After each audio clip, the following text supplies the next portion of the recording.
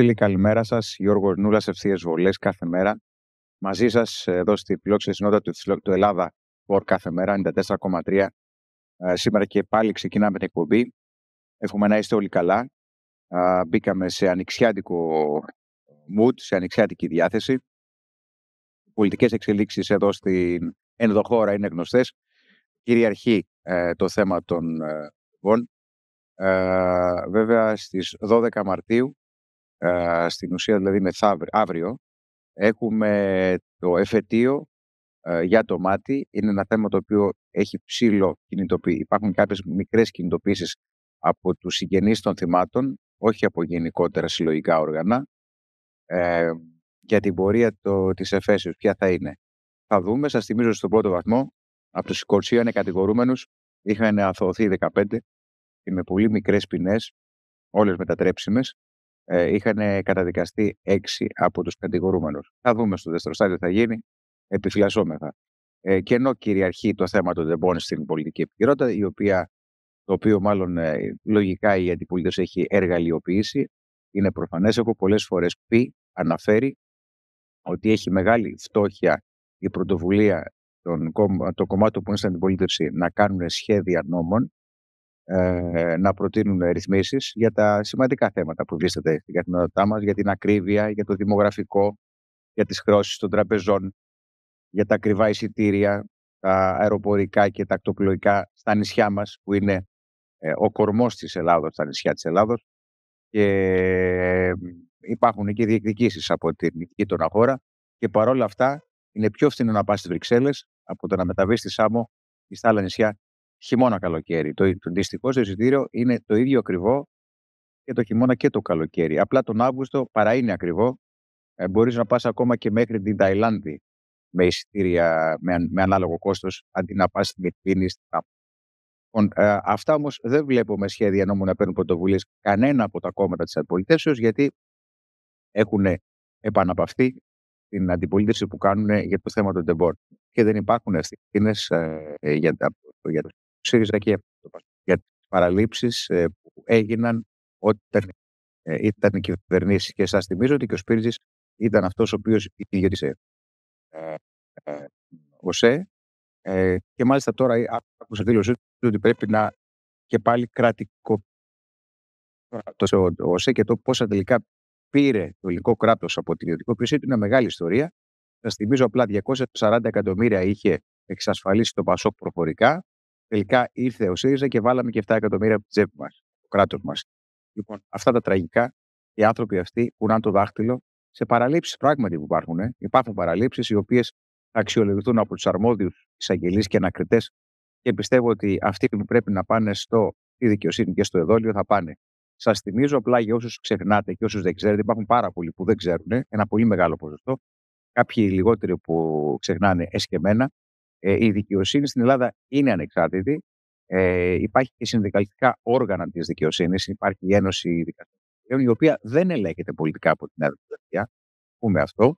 Και να σας θυμίζω ότι οι δικαστές έχουν ένα ιδιότυπο σύστημα προαγωγής, το οποίο βασίζεται στις δικές του εισηγήσεις, και μόνο οι κορυφαίες θέσεις της δικαιοσύνης είναι 3-4 θέσεις, οι οποίες εκλέγονται από το Υπουργικό Συμβούλιο.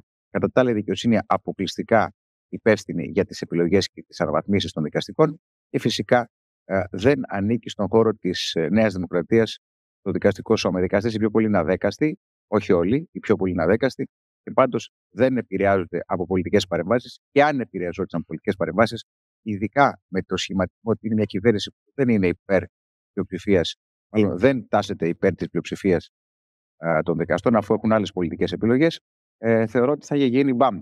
Η παραμικρή επέμβαση. Η μόνη παρέμβαση που είχε γίνει από την Νέα Δημοκρατία στη δικαιοσύνη, δικαιολογημένη από την πλευρά μου, ήταν του Γιάννη του Μπούγα, του μαχόμενου δικηγόρο, ο οποίος σήμερα είναι υφυπουργός δικαιοσύνης, ο οποίος είχε εσκεμμένα και πάρα πολύ σωστά πει, τώρα με την εφαρμογή του νέου κώδικα πολιτικής δικονομίας, να μην υπάρχουν κενά στις αίθουσες, για να μην ταλαιπωρούνται και οι πολίτες και οι δικηγόροι και οι γραμματείς και οι δικαστές. Και αυτό θεωρήθηκε παρέμβαση από την Ένωση Δικαστών και Εισαγγελέων. Φανταστείτε να παρεμβαίνει για κάτι άλλο από αυτά που συζητάμε τώρα. Οπότε για μένα δεν υπάρχει καμία παρέμβαση στη δικαιοσύνη από την παρούσα κυβέρνηση, και να θέλει δεν μπορεί να κάνει.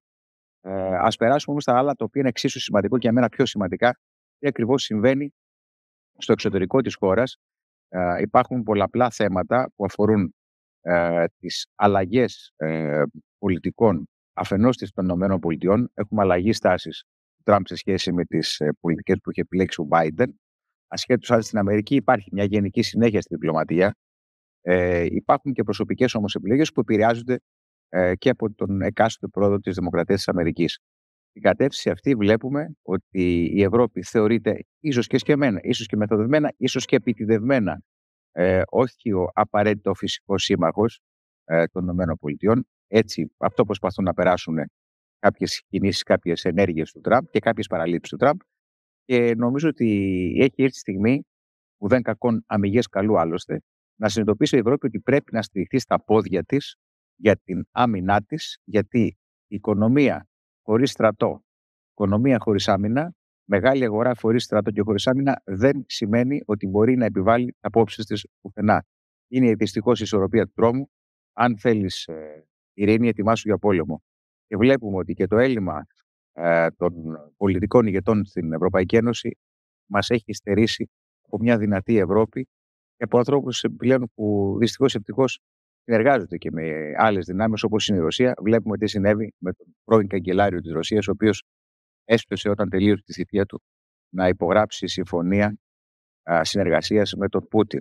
Αυτά και άλλα βέβαια νομίζω ότι έχουμε τον ιδανικό αναλυτή, έναν από τους κορυφαίους δημοσιογράφους που υπάρχει σήμερα, ο Γιώργος ο Συριόπουλος, ο οποίος είναι πολλά χρόνια στις Βρυξέλλες. Έχει ειδήσεις, έχει απόψεις, έχει θέσεις, έχει διαμορφώσει ένα πλαίσιο αξιολογήσεων και εμπειρίας, ο οποίος εγώ το θεωρώ μοναδικό και θεωρώ ότι με τον δικό τρόπο μπορείς να μας δώσει τα όσα συνέβησαν προηγούμενες ημέρες και τα όσα θα συμβούν τις επόμενες συνόδους κορυφής, με βάση και κριτήριο ότι θεωρώ ότι υπάρχει πρώτον έλλειμμα τελικά πολιτικών. Όταν λέω πολιτικών, αναφέρομαι και στις πρακτικές της πολιτικής, αλλά και των πολιτικών προσώπων. Και δεύτερον, η πρωτοβουλία του Κυριάκου του Μητσοτάκη να γίνει μια σύνοδος κορυφής. Αυτό γίνεται το Φεβρουάριο, θα θυμίζω. Για θέματα ασφάλειας και άμυνας ήταν κάτι που θα μπορέσει να έχει συνέχεια ή απλά έγινε μια συνάντηση, υπόθηκαν κάποια πράγματα, θα σταματήσουμε εκεί. Γιώργο μου, καλημέρα. Σε ευχαριστώ πάρα πολύ για τη σημερινή σου παρουσία στην εκπομπή. Αποτελεί χαρά και τιμή για μένα και θέλω να μου δώσει το δικό σου στίγμα αφού σε καλημερίσω. Καλημέρα και στους τηλεθεατές, ακροατές μας. Σε ευχαριστώ πολύ για τα καλά σου λόγια. Έχουν μια δόση υπερβολής. Ο ρόλος του δημοσιογράφου είναι πάντα να κρατά αποστάσεις από τα γεγονότα, να μην βάζει συναίσθημα στις αξιολογήσεις του. Προσπαθώ να το κάνω κι εγώ αυτό, βλέποντας τα πράγματα από τις δύο πλευρές. Από τη θετική τους όψη, την πλευρά, αν θέλεις, του μηνύματος, του πομπού, αλλά βλέποντάς τα και από την αντιπέρα όχθη, δηλαδή την κριτική πλευρά έναντι των πραγμάτων. Τώρα έκανες δύο αρχικά ερωτήματα, να απαντήσω σε αυτά. Το πρώτο είχε να κάνει με την, αν δεν κάνω λάθος, άτυπη σύνοδο της 3ης Φεβρουαρίου. Αυτή ήταν μια συνάντηση που μάλιστα έγινε στις Βρυξέλλες, ενώ έπρεπε να γίνει σε ένα πύργο εκτός των Βρυξελών. Τελικώς, λόγω ενδιαφέροντος των μέσων ενημέρωσης και λόγω έλλειψης υποδομών στον πύργο που είχε αποφασιστεί να γίνει, δεν έγινε εκεί, έγινε στις Βρυξέλλες, στο Palais des Egmonts, σχεδόν στο κέντρο της πόλης, πολύ κοντά στο παλάτι του Βελγίου. Δεν έγινε στο κτίριο του Ευρωπαϊκού Συμβουλίου, ακριβώς για να δοθεί το στίγμα της άτυπης συνάντησης. Εξάλλου, σε αυτή την άτυπη συνάντηση υπήρξαν και τρεις προσκεκλημένοι, που ήταν ο κ. Στάρμερ, ο Πρωθυπουργός της Βρετανίας, ήταν ο γραμματέας του ΝΑΤΟ, ο Μαρκ Ρούτε, και ήταν και ο Βολοντιμίρ Ζελένσκι. Ουσιαστικά δηλαδή ήταν η Ευρωπαϊκή Ένωση συν τρεις παίχτες που έχουν να κάνουν αυτή τη στιγμή με τις προκλήσεις ασφάλειας στον ευρωπαϊκό χώρο ευρύτερα.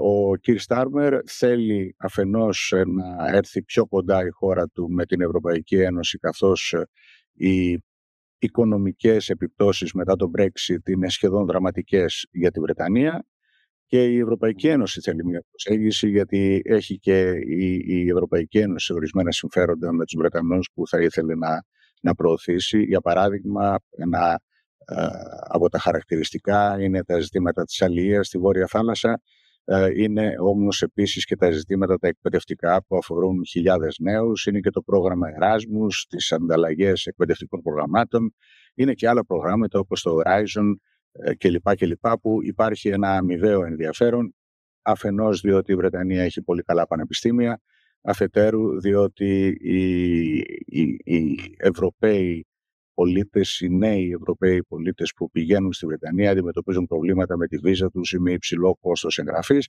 όμως και οι Βρετανοί θέλουν να έχουν μια πρόσβαση πιο εύκολη στα ευρωπαϊκά, κυρίως ερευνητικά προγράμματα. Στη συνάντηση αυτή την άτυπη τέθηκε ο προβληματισμός στο πώς θα μπορέσουμε να προχωρήσουμε όλοι μαζί, με ζήτημα που θεωρείται φλέγον και είναι την Ουκρανία, που πιέζει αυτό το ζήτημα τα πράγματα και πιέζει προς την κατεύθυνση και των προβληματισμών για το ζητούμενο της αυτονομίας, της στρατηγικής αυτονομίας και της ανθεκτικότητας της ευρωπαϊκής άμυνας, αλλά πιέζει επίσης και προς την κατεύθυνση της αναζήτησης λύσεων σε μια διένεξη που, αν συνεχιστεί, πηγαίνει να γίνει ένας πόλεμος φθοράς ή ένα Βιετνάμ στην Ευρώπη ή μια κατάσταση που μετά από λίγο χρονικό διάστημα θα είναι πια ανεξέλεγκτη. Αναφέρθηκες όμως ως πρώτο ερώτημα και στο ζήτημα του ελλείμματος πολιτικών. Ναι, αυτό το έχουν πει πολλοί, ότι δεν έχουμε σήμερα πολιτικούς κτλ. Είναι εύκολο να το λες. Ουσιαστικά, τι είναι η πολιτική που δεν έχουμε? Μας λείπουν οι σκληροί αποφασιστικοί πολιτικοί, μας λείπουν οι πιο light, οι πιο ελαφρού διαμετρήματος και ειδικού βάρους, μας λείπουν οι σταθερών απόψεων πολιτικοί, μας λείπουν οι πολιτικοί που έχουν αίσθηση του καθήκοντος. Όλα αυτά είναι προβληματισμοί που δεν μπορούν να απαντηθούν πολύ εύκολα. Εκείνο που μπορώ να πω όμως είναι, και το υποστηρίζω προσωπικά, είναι μάλλον αιρετική θέση, είναι πως η ευρωπαϊκή γραφειοκρατία έχει υπερκεράσει το κύρος των πολιτικών ως αυτόνομων προσωπικότητων. Και όταν λέω το κύρος των πολιτικών, εννοώ το κύρος των αρχηγών κρατών και κυβερνήσεων. Αυτό συνέβη τα τελευταία χρόνια, κυρίως μετά την έλευση της κυρίας Φοντερ Λάιεν στην Προεδρία της Ευρωπαϊκής Επιτροπής, η οποία τα σάρωσε όλα. Έχει καταπιεί τους πάντες. Καθορίζει τις ατζέντες, κάνει δηλώσεις ως αν να είναι η βασική αρχή της Ευρωπαϊκής Ένωσης. Έχουμε φτάσει στο σημείο να μπερδευτούμε ποιος τελικά είναι αυτός που δίνει τις πολιτικές εντολές, ποιος είναι αυτός που αποφασίζει και ποιος είναι αυτός που εκτελεί. Έχουν κάπως χαθεί οι ρόλοι. Μήπως την έννοια αυτή, Γιώργο, συγγνώμη σε διακόπτω, μήπως την έννοια αυτή τελικά, γι' αυτό και το ερώτημά μου ήταν αμφίσιμο, μήπως δεν είναι θέμα προσώπων, είναι κυρίως θέμα ελλείψεως πολιτικών, με την έννοια της μεθοδευμένης άσκησης? Αυτή τη στιγμή έχουμε μία περίοδο όπου έχουν θολώσει τα πάντα. Έχει θολώσει ακόμα και η θεσμική τάξη μέσα στην Ευρωπαϊκή Ένωση. Και γιατί το λέω αυτό? Στην πρόσφατη ειδική σύνοδο κορυφής, η οποία είχε αποτελέσματα και συμπεράσματα σε αντίθεση με την προηγούμενη άτυπη σύνοδο, αυτή που έγινε την περασμένη Πέμπτη στις 6 Μαρτίου, είχαμε συμπεράσματα για να το κατανοήσουν και οι ακροατές μας, είναι ουσιαστικά οι κοινές θέσεις των αρχηγών κρατών και κυβερνήσεων που κάθονται γύρω από ένα τραπέζι.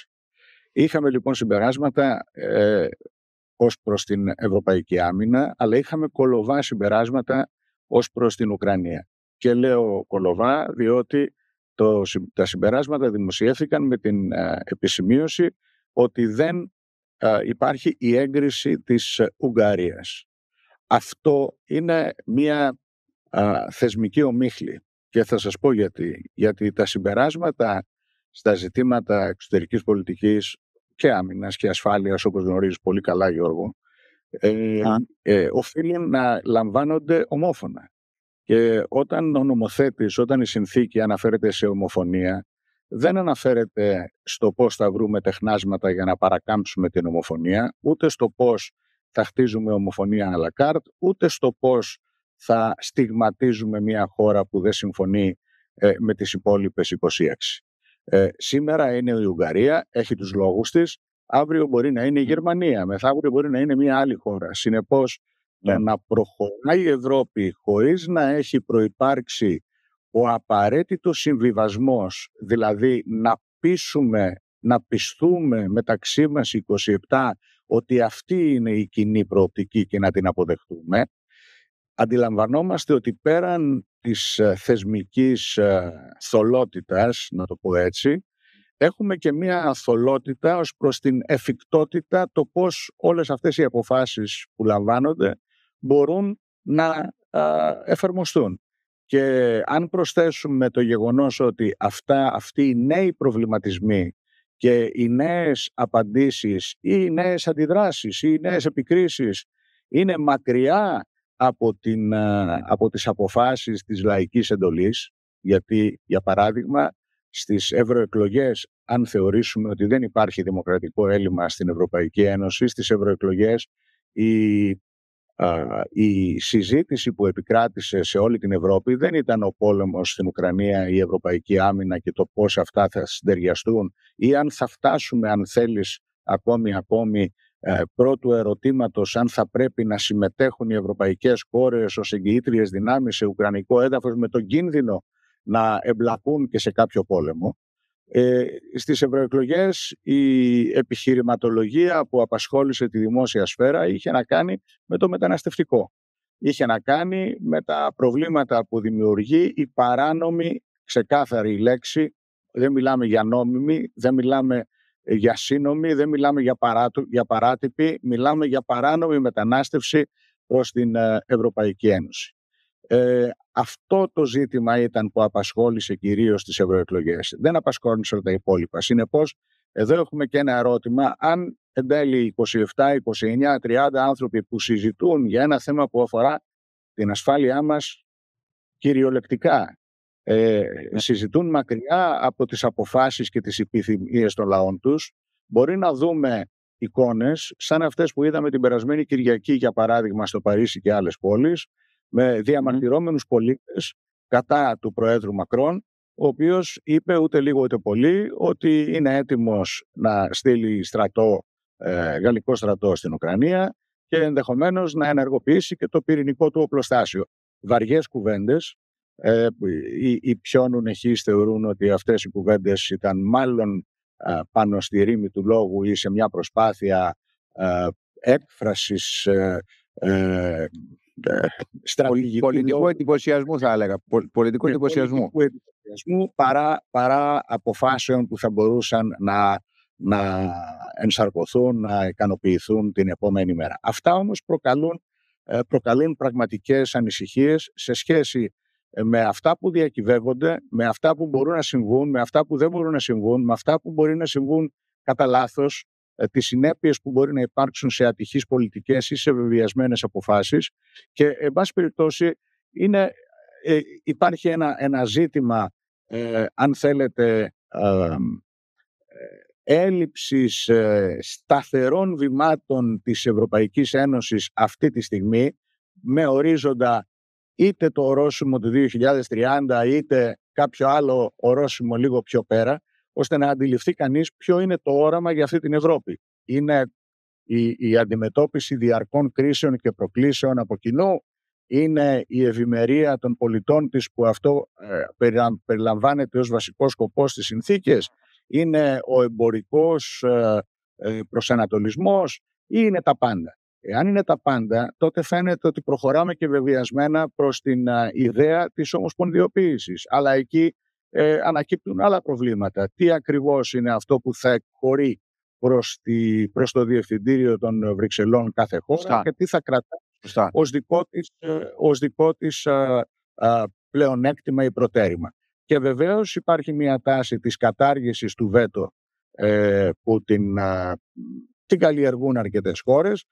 Κατά την άποψή μου, αν καταργηθεί το βέτο, τότε μπορεί να δώσει κανείς τα κλειδιά και της αυροφυλακίου της χώρας του. Θα συμφωνήσω απόλυτα μαζί σου, Γιώργο. Απλά να πω ότι το ζητούμενο τελικά στην Ευρωπαϊκή Ένωση Δεν είναι η ευημερία των πολιτών. Αν ήταν, θα είχαν άλλες πολιτικές. Θεωρώ την ευημερία των αριθμών και κάποιων χωρών. Η ευημερία, μακάρι αυτό να μην ισχύσει στο άμεσο μέλλον και θα πρέπει να υπάρξουν αλλαγές σίγουρα στις πολιτικές που ακολουθούνται. Δεν ξέρω αν φέρουν τόσο ευθύνη τα πρόσωπα. Νομίζω έκανε μια πολύ σωστή, με έξυπνη παρατήρηση, γιατί έχει και γνώση. Γιατί κακά τα ψέματα, αν δεν έχει γνώση, δεν μπορεί να πει αυτό που διατυπώνει ο Συριόπουλος ο Γιώργος.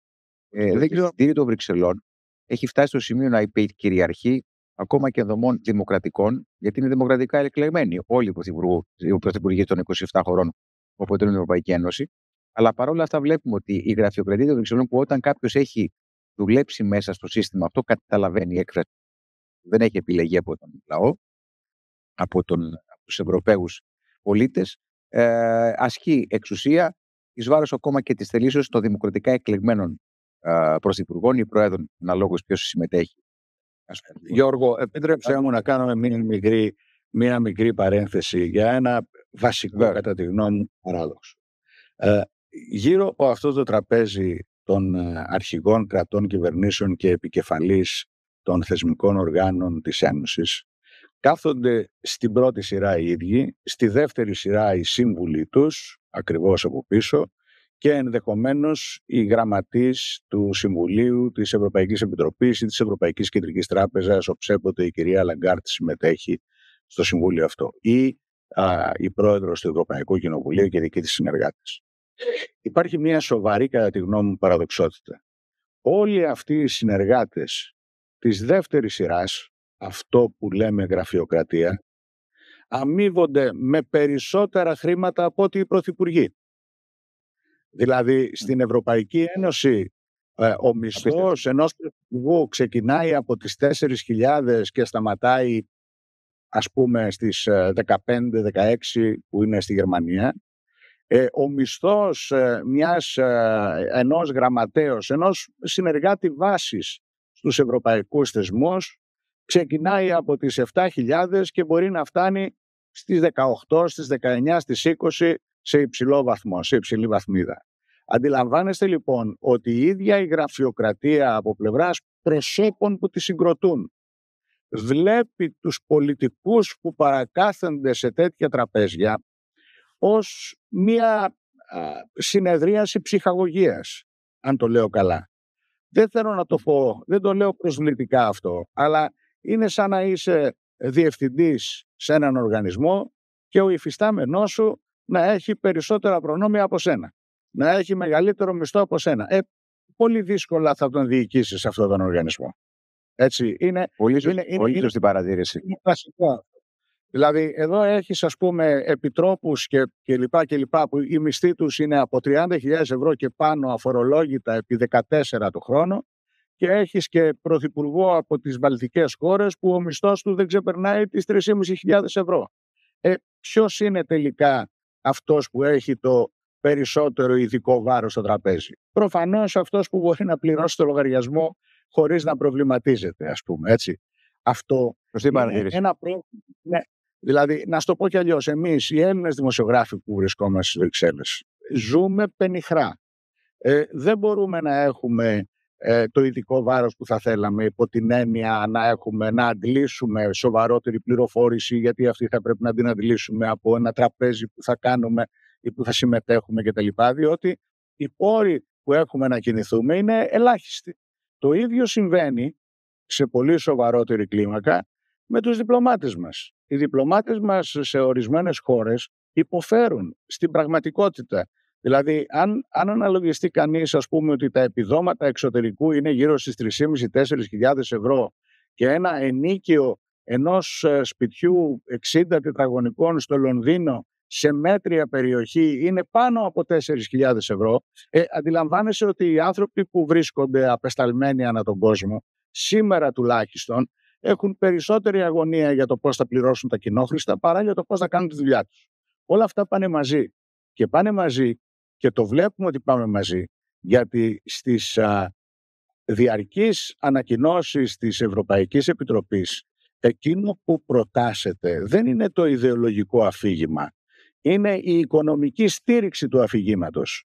Ξεκινάνε όλες οι ανακοινώσεις αναφέροντας τόσα Ναι. λεφτά δίνουμε σήμερα για αυτό, τόσα δίνουμε για εκείνο, τόσα δίνουμε το άλλο. Δηλαδή το πρόταγμα είναι το ποιος κρατάει στα χέρια του τα κλειδιά του συρταριού, ποιος κρατάει στα χέρια του το ταμείο. Όταν είσαι σε δυσμενή θέση, παράδειγμα η περίπτωση της χώρας μας, στη διάρκεια των μνημονίων, ειδικά του τρίτου μνημονίου, που τολμούσαμε να πάρουμε, ας πούμε, ένα τόστ από το μπαρ του Συμβουλίου και μας λιδωρούσαν ακόμη και συνάδελφοί μας που βρήκαμε τα χρήματα για να πάρουμε ένα τόστ ή να πάρουμε ένα καφέ. Αυτό που λέω δεν είναι σχηματικό σχήμα λόγου, είναι πραγματικότητα. Φανταστείτε λοιπόν σε μια σοβαρή συζήτηση για θέματα άμυνας, για θέματα περιβάλλοντος, για θέματα κράτους δικαίου, να σηκώνει το δάχτυλό της η Ελλάδα για να πει μια κουβέντα, και τι αίσθηση έχουν όλοι οι άλλοι απέναντι στην Ελλάδα που ξέρουν ότι είναι σε μια μειονεκτική θέση. Σήμερα δεν είμαστε σε αυτή τη μειονεκτική θέση, πρέπει να το πω αυτό. Υπάρχει μια διαφορά και η παρουσία ο Κυριάκος έχει ένα ειδικό βάρος, και φαίνεται αυτό το ειδικό βάρος όχι από αυτά που ακούμε μόνο ότι συμβαίνουν ως πρωτοβουλίες ή ως ιδέες του. Κατά τη δική μου ταπεινή κρίση, το ειδικό βάρος φαίνεται από το γεγονός ότι επέβαλε και ψηφίστηκε. Αυτό συμβαίνει για πρώτη φορά και ήταν αδιανόητο πριν το δούμε να συμβαίνει, ο Γενικός Γραμματέας του Ευρωπαϊκού Λαϊκού Κόμματος να είναι Έλληνας. Και μάλιστα ένα πρόσωπο που δεν το ήξερε κανείς, ο Θανάσης Μπακόλας. Έτσι. Το Ευρωπαϊκό Λαϊκό Κόμμα είναι ουσιαστικά στα χέρια των Γερμανών. Γιατί έχουν και μεγάλα κόμματα. Έτσι. Το Ευρωπαϊκό Λαϊκό Κόμμα αυτή τη στιγμή, όχι ως κοινοβουλευτική ομάδα στο Ευρωπαϊκό Κοινοβούλιο, αλλά ως οντότητα, ως ομπρέλα όλων των κομμάτων που μετέχουν σε αυτή τη μεγάλη οικογένεια, σε αντίστοιξη με την οικογένεια των σοσιαλιστών, ο Γενικός Γραμματέας είναι Έλληνας. Αυτό είναι μια σημαντική επιτυχία του ίδιου του Μητσοτάκη. Θα κάνουμε ένα πολύ μικρό διάλειμμα. Θα συνεχίσουμε αυτά τα σημαντικά που λες, γιατί έχει σημασία το ειδικό βάρος της Ελλάδος στις εξελίξεις. Σε πάρα πολύ λίγο θα είμαστε και πάλι μαζί. Ευθείες βολές Γιώργος Νούλας. Έχουμε μαζί μας σήμερα τον Γιώργο Τοσιλιόπουλο από τις Βρυξέλλες, τον κορυφαίο δημοσιογράφο, ο οποίος μας λέει πολλά και σημαντικά, τα οποία δεν τα ακούς εύκολα στις καθημερινές εκπομπές που υφίσταται δεξιά και αριστερά. Σε πολύ λίγο και πάλι μαζί Γιώργος Νούλας και Γιώργος Συριόπουλος. Φίλες φίλοι, δεύτερο μέρος, ευθείες βολές Γιώργος Νούλας. Όπως και στο πρώτο μέρος, συνεχίζουμε δεύτερο μέρος. Μαζί μας σήμερα ο Γιώργος Συριόπουλος από Βρυξέλλες, γνωστός δημοσιογράφος σε όλους, δεν χρειάζονται ιδιαίτερες συστάσεις. Ανοίξε με τον ασκό του αιώλου όσον αφορά το τι ακριβώς συμβαίνει στις Βρυξέλλες. Νομίζω ότι ο Γιώργος έχει άριστη γνώση το πώς λειτουργούν οι θεσμοί.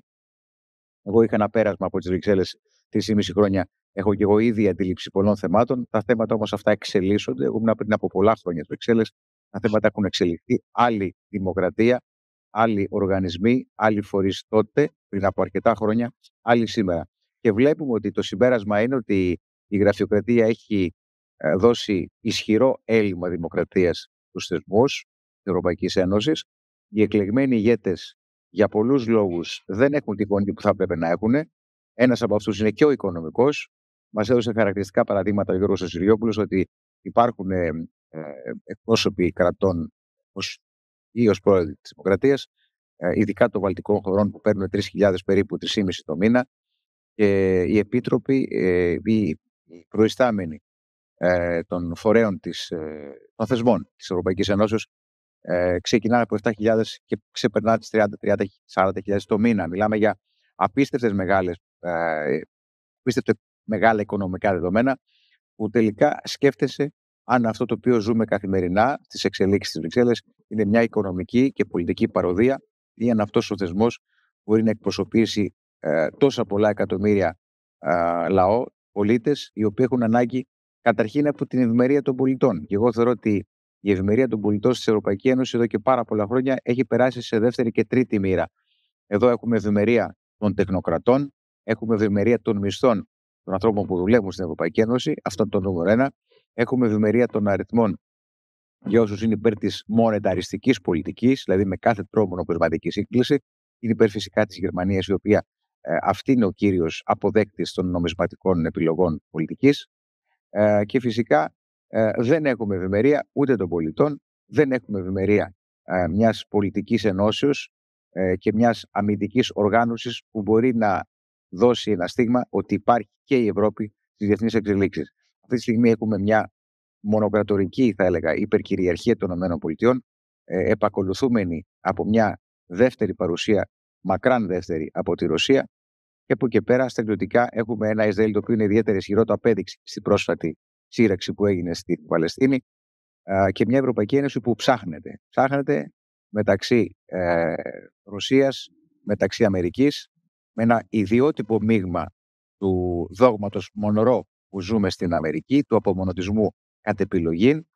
Έχουμε τα ανοίγματα στην Συρία της Αμερικής, την οπισθοχώρηση στη Συρία της Ρωσίας, τη συμφωνία σίγουρα σε αντιστάθμισμα της οπισθοχωρήσεως της Ρωσίας στη Συρία για την Ουκρανία. Φαίνεται αυτό, ο τρόπος που συμπεριφέρεται στον Ζελένσκι είναι μοναδικός και θεωρώ ότι δεν τιμάει ούτε την δημοκρατία ούτε τον Τραμπ, τις δηλώσεις και οι θέσεις του.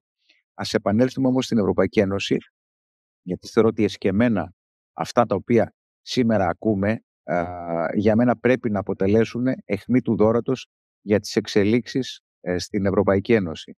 Εξελίξεις αναβάθμισης της δημοκρατικότητας και της δημοκρατικής λειτουργίας των θεσμών της Ευρωπαϊκής Ενώσεως. Δεύτερον, περιορισμό του ρόλου των τεχνοκρατών, ακόμα και εις βάρος εκλεγμένων ηγετών. Και τρίτον, την γενικότερη αξιολόγηση του ελλείμματος πολιτικών, όχι προσώπων, ως επιλογών τακτικής για την αντιμετώπιση και λύση ενός προβλήματος.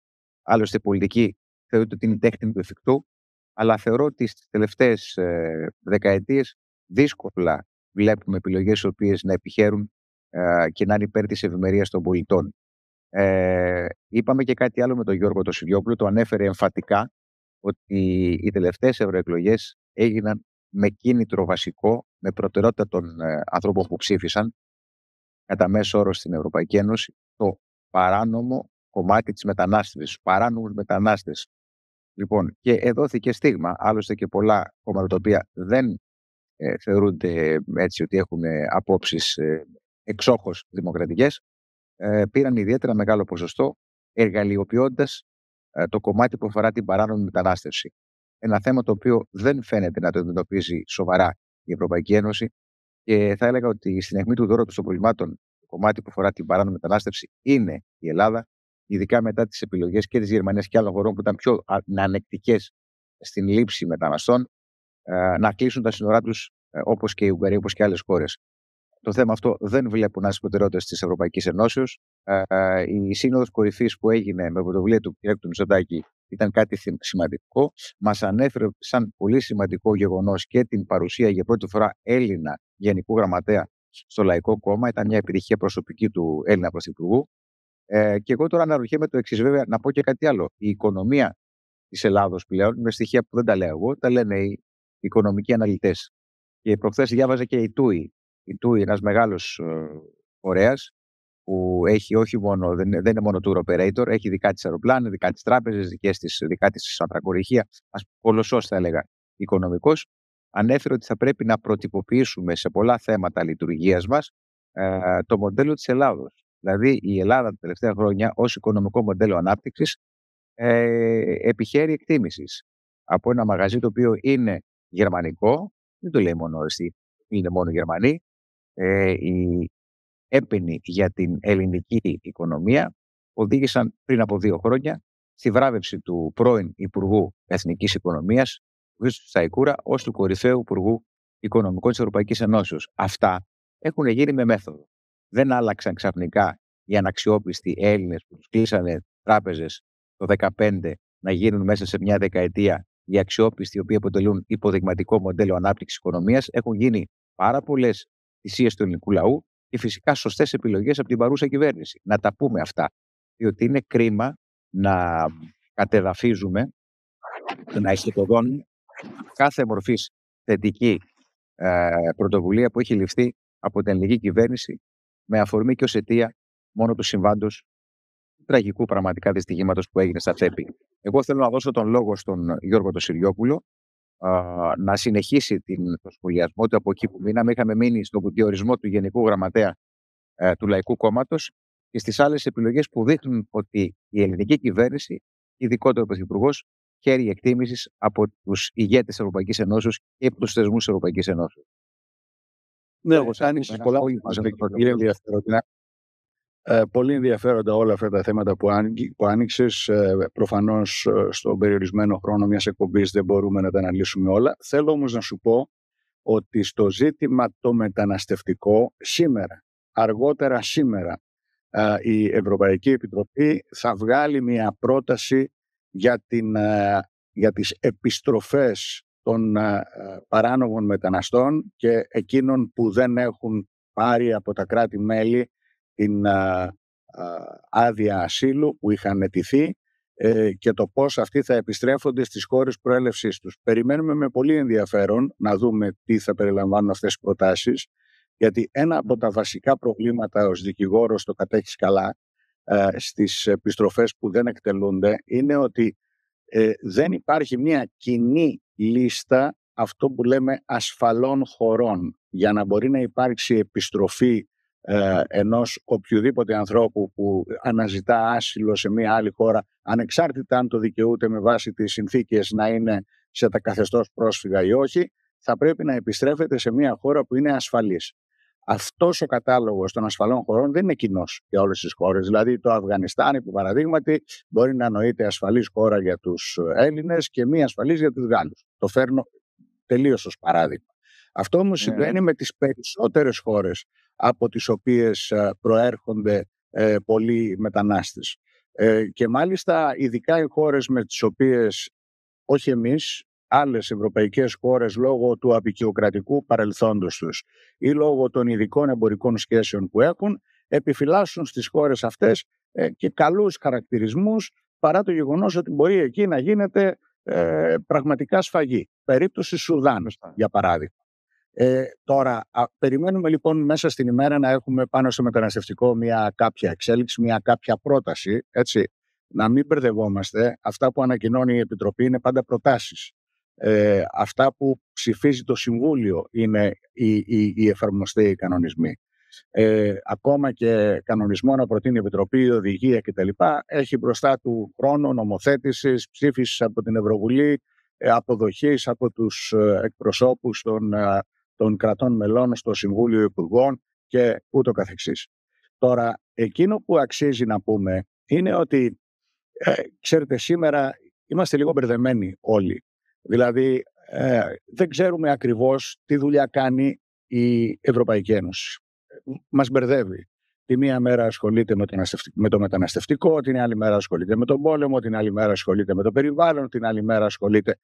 Αυτό το πράγμα προκαλεί μια σύγχυση στους πολίτες και επειδή δεν βλέπει γρήγορη αλλαγή πουθενά, θεωρεί ότι τελικά όλες αυτές οι συζητήσεις που γίνονται στις Βρυξέλλες ή αλλού είναι συζητήσεις πολυτελείας που λίγο αγγίζουν την καθημερινότητά του. Είναι η μισή αλήθεια αυτό. Είναι συζητήσεις πολυτελείας γιατί παίρνουν πάρα πολύ χρόνο να φέρουν αυτά αποτελέσματα.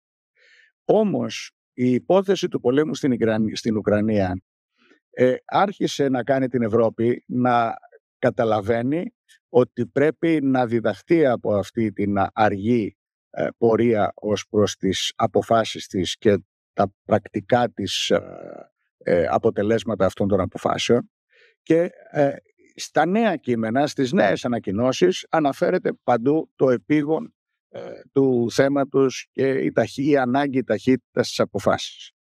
Ωστόσο, πολλές από αυτές έχουν υψηλό ρίσκο και άλλες έχουν πολύ υψηλό δείκτη φιλοδοξίας. Αναφερόμενος στο ρίσκο. Πάρθηκε, ας πούμε, στο ζήτημα της κοινής ευρωπαϊκής άμυνας, έτσι ονοματίστηκε, δεν εννοούμε όμως αυτό που θα μπορούσε να καταλάβει ο καθένας με πρώτη ακρόαση.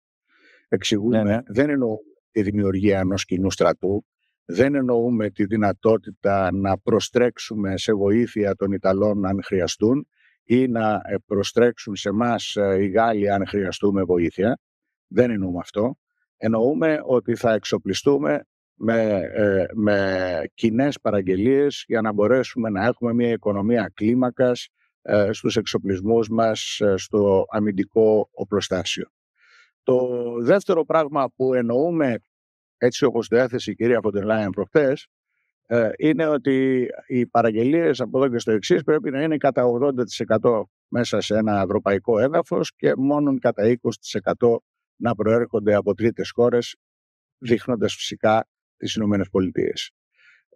Αυτό θέλει ένα ερωτηματικό ως προς την εφικτότητά του. Το δεύτερο σημείο που θέλει ένα μεγάλο ερωτηματικό είναι ότι, για παράδειγμα, και είναι πρόταση του Κυριάκου Μητσοτάκη αυτό, θα χρειαστεί μια χαλάρωση στις δημοσιονομικές πολιτικές, ειδικά σε ό,τι αφορά το ύψος του ελλείμματος. Δηλαδή, να μην λογίζονται οι αμυντικές δαπάνες ως δαπάνες που επαυξάνουν το έλλειμμα, να είναι έξω από αυτούς τους οικονομικούς υπολογισμούς.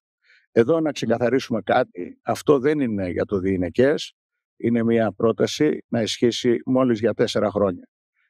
Αυτό όμως τι σημαίνει? Ότι τον 5ο χρόνο θα εμφανίζεις, αν δεν είσαι και πολύ προσεκτικός, θα εμφανίζεις ένα πραγματικά μεγαλύτερο, πολύ μεγαλύτερο χρέος από το χρέος που είχες τα προηγούμενα χρόνια. Βέβαια, η περίπτωση της Ελλάδας εδώ είναι μάλλον σε καλύτερη μοίρα από τις άλλες χώρες, δεδομένου ότι η Ελλάδα υπερκαλύπτει το 2%, είναι περίπου στο 3% του ΑΕΠ της οι προμήθειες σε αμυντικό υλικό, οπότε όση πίεση και αν ασκείται αυτή τη στιγμή είτε από τον ΝΑΤΟ, είτε ευθέως από τις ΗΠΑ, είτε από την Ευρωπαϊκή Ένωση για μεγαλύτερα ποσά επί των προϋπολογισμών των χωρών στην άμυνα, αυτό μάλλον δεν μας αφορά, υπό την έννοια ότι υπερκαλύπτουμε και το στόχο του 3%. Όμως θέλω να πω ότι το άλλο κομμάτι, ας πούμε, ότι θα πρέπει να κινητοποιηθεί η μία αγορά ώστε να παραγάγει οπλικά συστήματα αξίας 800 δισεκατομμυρίων ευρώ κλπ.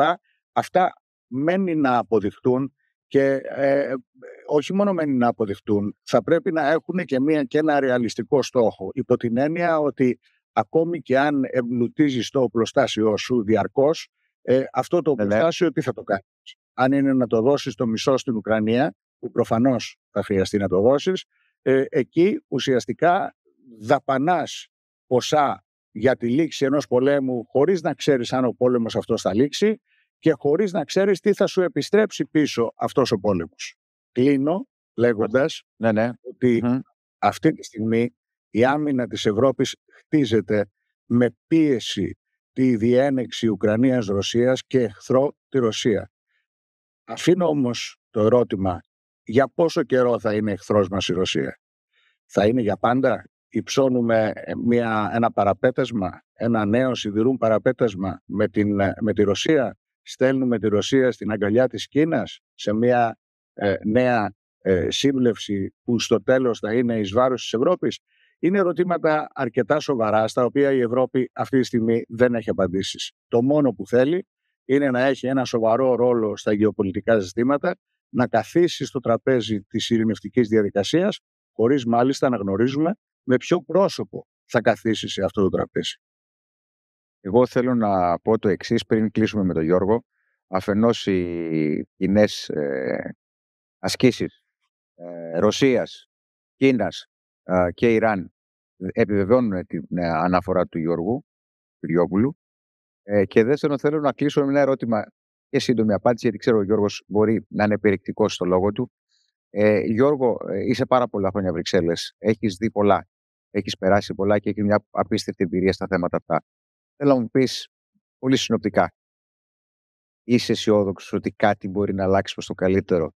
Μπορεί αυτή η Ευρώπη να γίνει Ευρώπη για τους πολίτες της?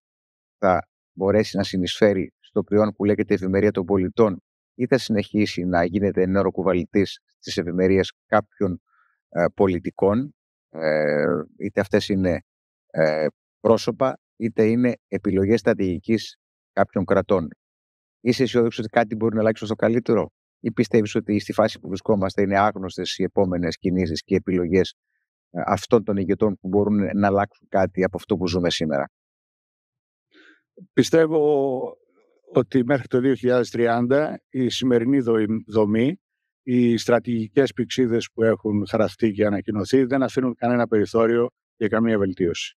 Αντιθέτως, αφήνουν πολλές υπόνοιες ότι θα επιβαρυνθούμε με πολύ μεγαλύτερα κόστη, είτε λόγω του ύψους της συνεισφοράς της Ευρώπης σε ένα πόλεμο που δεν ξέρουμε πόσο θα θελήσει να τον κρατήσει ενεργό, είτε λόγω των περιβαλλοντικών φόρων που σιγά σιγά θα εφαρμόζονται και θα επιβάλλονται σε όλους τους πολίτες της Ένωσης με διάφορους τρόπους, προκειμένου να αρχίσουν να επενδύονται τα χρήματα αυτά στους νέους στόχους που έχουν τεθεί. Οι πρώτοι στόχοι είναι για το 2030. Κατά την ταπεινή μου κρίση δύσκολα θα επιτευχθούν και αυτοί οι στόχοι. Είναι πολύ φιλόδοξοι. Εν πάση περιπτώσει, το έχουμε δει πολλές φορές αυτό το έργο. Έχουμε δει την χρονιά του στόχου να υπάρχουν, να βγαίνουν reports, να αναθεωρούν και να προσθέτουν μια δεκαετία παραπέρα.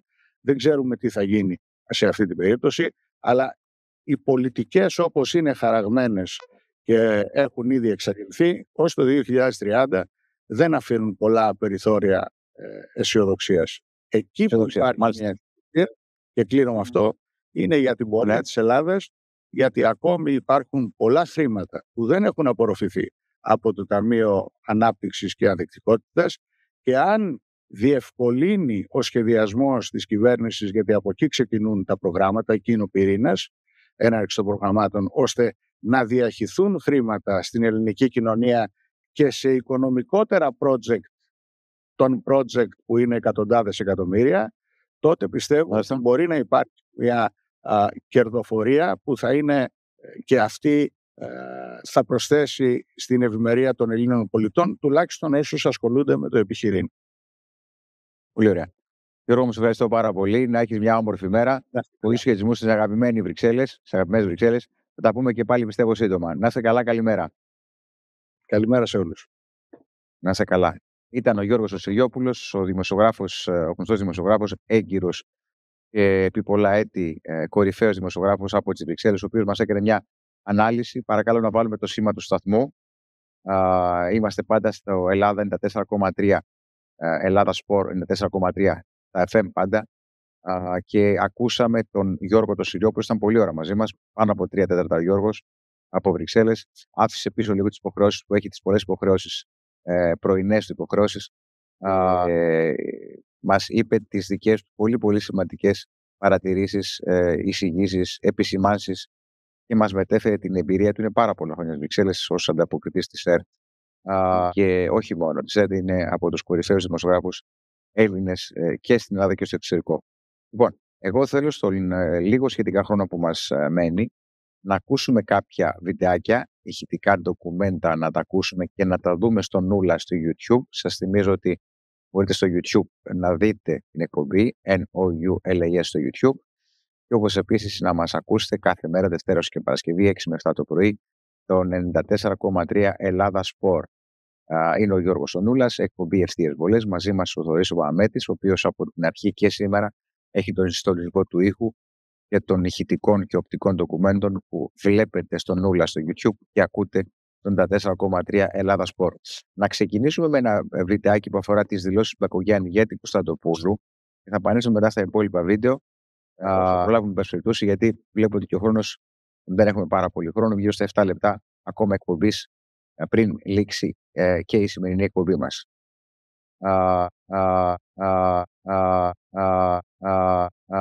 Να ακούσουμε το επόμενο βιντεάκι. Περιμένω από τον κύριο Παπαμέτη, Θοδωρή, βάλει στη σειρά το επόμενο βίντεο. Θα αναρωτιέστε γιατί δεν απαντώ στις 4 ή 5 αναφορές τις οποίες έκανε η κυρία Κωνσταντοπούλου σε μένα κατά τη διάρκεια της ομιλίας της. Η απάντηση είναι απλή. Ένα από τα προνόμια της εμπειρίας είναι ότι διαλέγεις και τους συνομιλητές σου. Διαλέγεις και τους αντιπάλους. Κύριε Πρόεδρε, κύριοι Υπουργοί, κυρίες και κύριοι συνάδελφοι, όλοι μας και οι 300 βουλευτές, όπως και ολόκληρη η Ελλάδα, είμαστε συντετριμμένοι με την τραγωδία των Τεμπών. Τίποτα δεν μπορεί να συγκριθεί με μια μάνα ή ένα πατέρα που χάνουν το παιδί τους.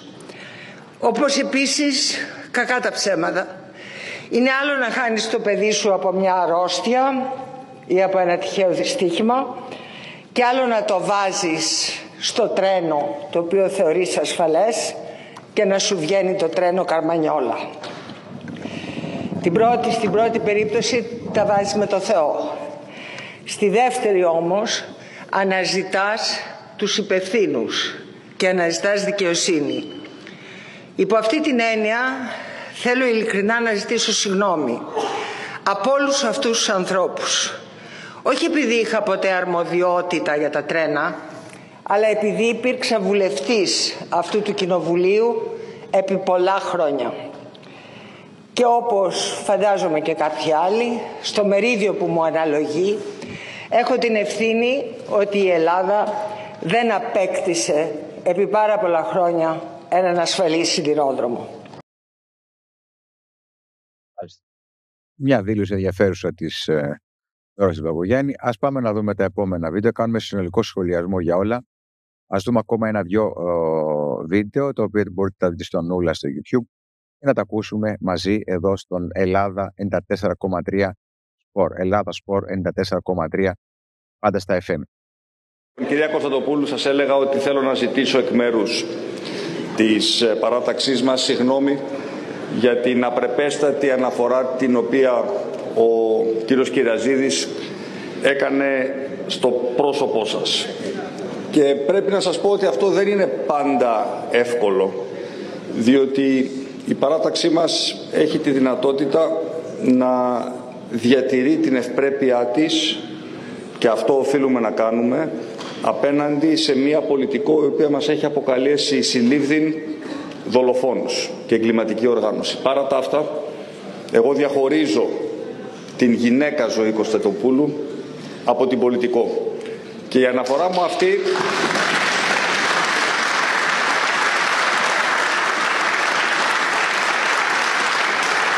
γίνεται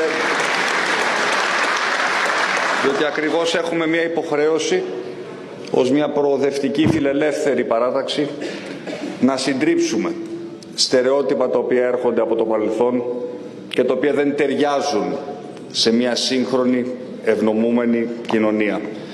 Διότι όταν άκουσα αυτήν την απρεπέστατη αναφορά, η σκέψη μου πήγε στις πολλές γυναίκες οι οποίες παλεύουν να κάνουν ένα παιδί.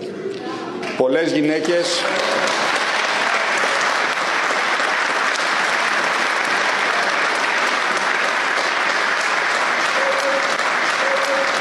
οι οποίες δαπανούν από το προσωπικό τους ειστέρημα, αγωνιζόμενες μέσα από εξωσωματικές γονιμοποιήσεις, πολλαπλές απόπειρες, συχνά αποτυχημένες. Από γυναίκες που έκαναν αποβολές και δεν βρήκαν τη δύναμη να συνεχίσουν την προσπάθεια να αποκτήσουν παιδί. Από γυναίκες που θέλουν να υιοθετήσουν, αλλά για διάφορους λόγους δεν μπορούν. Και ναι. Από γυναίκες που κόντρα στα στερεότυπα επιλέγουν οι ίδιες να μην κάνουν παιδιά, γιατί η απόφαση είναι δική τους και πρέπει να είναι απολύτως σεβαστή από όλους.